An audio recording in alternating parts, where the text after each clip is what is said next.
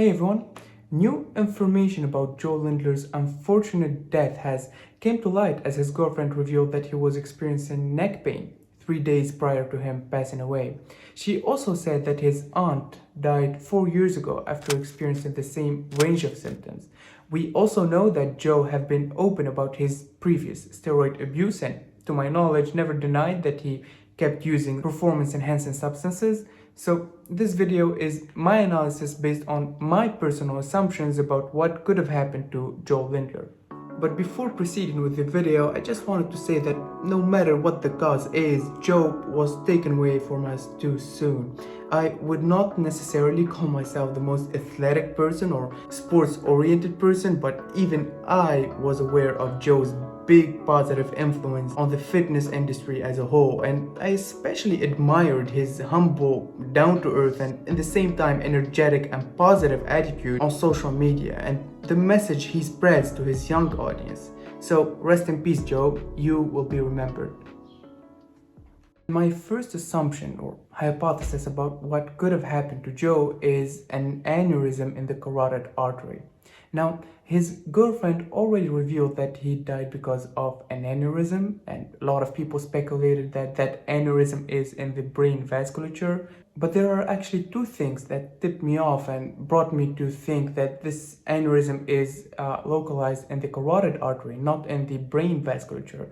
The first thing is the localization of the pain. His girlfriend revealed that he have been feeling neck pain, which is maybe not so much of a typical presentation regarding a aneurysm in the carotid artery, which is a rare condition overall, but is something that could happen. So the first thing is the localization of the pain, and the second thing, which is an underrated statement by his girlfriend, and that is, and I quote, "On Wednesday, he felt pain in his neck and he told me, touch it." Then we both felt that there was something that was bulging up. And we know that an aneurysm in the carotid artery, which is most of the time a pseudo-aneurysm, which means that not all of the three layers of the vasculature are bulging with the aneurysm. We know that that type of aneurysm is highly associated with this kind of pulsatile neck mass that people may feel on the surface of their neck, and they will actually feel pulses as the blood rushes through that pseudo-aneurysm, and it will actually create some kind of a pulsating effect. So when I heard that statement of his girlfriend, that's the first thing that I thought about, is a pseudo-aneurysm in his carotid artery that caused the pain, and then that pseudoaneurysm could have done two things. The first thing that could have happened is for that aneurysm to be ruptured, and it could happen spontaneously or it could happen due to an elevated blood pressure. An elevated blood pressure in Jo's case can be caused during exercise, especially the kind of exercise Jo usually does in the gym, but we already know from the story given to us by his girlfriend and friends that he was in his bed laying with his girlfriend at the time of the incident. So a rupture to that hypothetical aneurysm due to an acute elevation in blood pressure could have not happened in this case, but still it could rupture spontaneously, and when it ruptures it could do two things, especially when we talk about a rupture of a aneurysm in the carotid artery. The first thing that could happen is a ischemic stroke. As the blood vessel ruptures, as a compensatory temporary mechanism of defense, the artery could contract, and it could do that with the help of the sympathetic nervous system, and it's actually called vasospasm, and that vasospasm itself can cause ischemic stroke, as the carotid artery is the major artery that supplies the anterior part of the brain.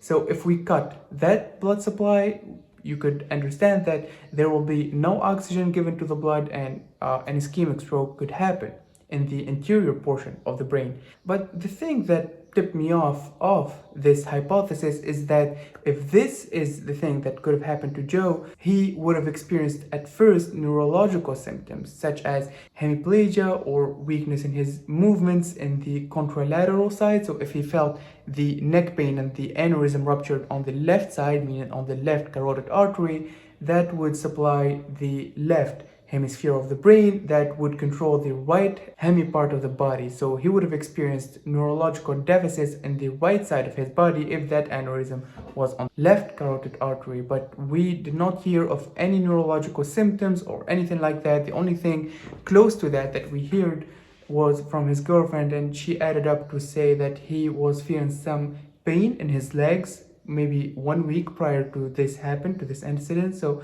that could have been somewhat of a symptom. That could be a mild presentation of an ischemic accident that happened in the brain, but still, that is still a low probability in my opinion. But the second thing that could happen with a carotid artery aneurysm is it could, after it ruptures, it could cause a huge hemorrhagic bleeding. I said two words that basically mean the same thing, but what I mean is the carotid artery is a major artery. Again, it is the major supplier of blood to the anterior portion of the brain. So you could imagine the amount of blood pressure and the amount of flow and volume that passes through that artery each second. So if we rupture that artery, the amount of blood that will come up can be fatal before even reaching the ischemic stroke phase, and this could have happened if the pseudoaneurysm or aneurysm is of a high caliber. And one last thing that I want to speak about the aneurysm hypothesis is that his girlfriend said previously on social media that this could be congenital, meaning some kind of a inherited disorder or maybe congenital anomaly that caused Jo to die from this aneurysm, just like his aunt died from an aneurysm 4 years ago after experiencing the same neck pain. Now, I want to speak about this because I don't really necessarily think this is a high probable scenario. The reason is we don't currently have a association based on true clinical data that affirms that the genetic diseases causing the familial aneurysms, the ones that are inherited in families, usually cause aneurysms in the same location in different people of that same family. When we talk about extracranial aneurysms, there are some associations in the case of intracranial aneurysms. I remember reading a study where identical monozygotic twins were found in a familial intracranial aneurysm study that they have the same cranial aneurysm in the same location within the brain. But this is in the case of intracranial aneurysms. But when we talk about extracranial aneurysms, I couldn't find any associations based on real clinical data that affirms that that is a possibility for two people from the same family, even twins, to have the same location of an aneurysm that is caused by a genetic disease. And when we talk about genetic diseases that run through families that could cause congenital or maybe acquired but genetic aneurysm, there are a few like Marfan syndrome or Ehlers-Danlos syndrome, which is a group of disorders that affects the connective tissues supporting the skin, bones, blood vessels, and many other organs and tissues. But again, even with this syndrome, it's highly unlikely for Jo to have the same location for the aneurysm, the same as his aunt did. So I really reject this hypothesis that Jo died because of a similar scenario of what happened to his aunt 4 years ago. It could be an aneurysm, and I don't reject the hypothesis of aneurysm at all, but I just think it's highly unlikely for it to be a familial, congenital, or genetic cause of an aneurysm. It could be a sporadic aneurysm that can be caused by atherosclerosis and a range of other etiologies. And the second hypothesis or assumption of mine about what could have happened to Jo and caused his death is also related to the first one, and it's also an aneurysm, but this one is in the vertebral arteries, which also pass by the neck through the vertebral column. The vertebral arteries are branches of the subclavian artery. They arise one on each side of the body, go through the vertebral column, spine, and the back of the neck, and enter the skull via the hole on the base of the skull called foramen magnum. And if this is the correct and accurate hypothesis, and Jo did have his neck pain due to an aneurysm in one of the vertebral arteries, it could have the same complications as the first hypothesis of the aneurysm of the carotid artery, which is again a rupture that could be spontaneous or due to an acute elevation of blood pressure, or a stroke, an ischemic stroke due to a vasospasm, which is done by the artery to protect itself after, again, rupture of that aneurysm. So same possible complications. The only and solely difference is the clinical presentation regarding the type of neurological deficit, because the carotid artery, again, supplies the interior portion of the brain, while the vertebral artery supplies the posterior portion of the brain. So it supplies the occipital lobe. An ischemic event in the occipital lobe causes vision problems. It supplies the brainstem, which have three parts: the midbrain, pons, and the medulla, and it supplies the cerebellum. So as you see, a ischemic stroke or a ischemic attack in the vertebral artery could cause a whole different range of symptoms when it comes to neurological symptoms. When it comes to the rupture causing a big fatal bleed, that is a possibility that's most probable when it comes to the carotid artery aneurysm. So a vertebral aneurysm is also possible, and it also would have caused the same neck pain Joe's girlfriend described that he felt 3 days prior to him passing away. And the third hypothesis, and this is the one that I'm most inclined to believe, is Joe maybe could have died because of anabolic steroid use. And I had this idea popped into my head when I watched Greg Doucet's video on Joe's passing away. And Greg Doucet actually coached Joe in his recent competition, and he didn't disclose exactly what he used, but he implied in his video that indeed Joe was using some kind of a performance enhancing substances. But Greg absolutely denied that that could have had a possible fetal outcome, and he actually said that it's most probably the caffeine that Joe was extensively consuming to combat his hunger that was the reason to put stress into his cardiovascular system, in addition to his recent or previous anabolic steroid abuse that Joe was open about so many times on some podcasts or platforms. That caused his left ventricular hypertrophy, I think the Greg's explanation was, and that maybe caused some ventricular fibrillation or some kind of a fetal arrhythmia. In my opinion, and I tried looking in the internet for some studies assessing the extensive use and consumption of caffeine with cardiovascular health and risks, mortality risk in particular, and I already knew that drinking coffee is associated with a better outcome in terms of cardiovascular mortality. But Greg said that Joe was even consuming about 4 liters in some days of caffeine to combat that huge hunger he has, and he had to do that to maintain his wonderful physique that we all knew.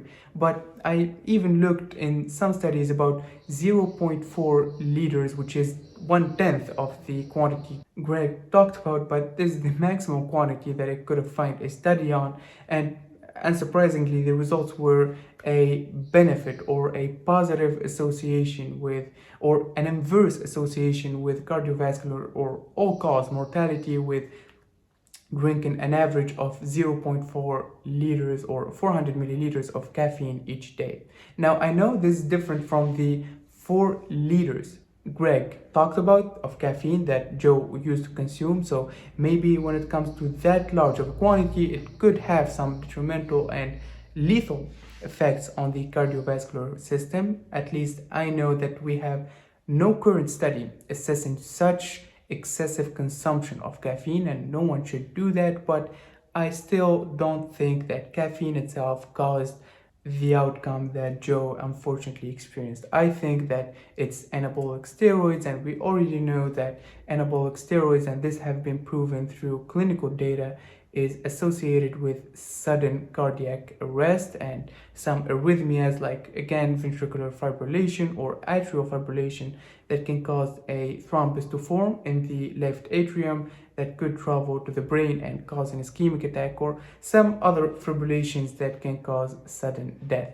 So this is my opinion, and this is what I think, or more implied to think that could have happened to Greg based on the possibilities and things that we know. Because when we talk about the aneurysms, it's highly likely that he would have felt and experienced some neurological deficits at least in the days before the aneurysm caused his death, but it could again rupture and cause fatal bleeding, which again could have caused the symptoms experienced by Jo. But I just find more sense believing that it's the anabolic steroid use, because a man of that age could have not, in my opinion, have that fatal of an outcome because of an aneurysm. That's solely an assumption based on the risk factors that there are in clinical studies, and I don't know anything more than you guys know.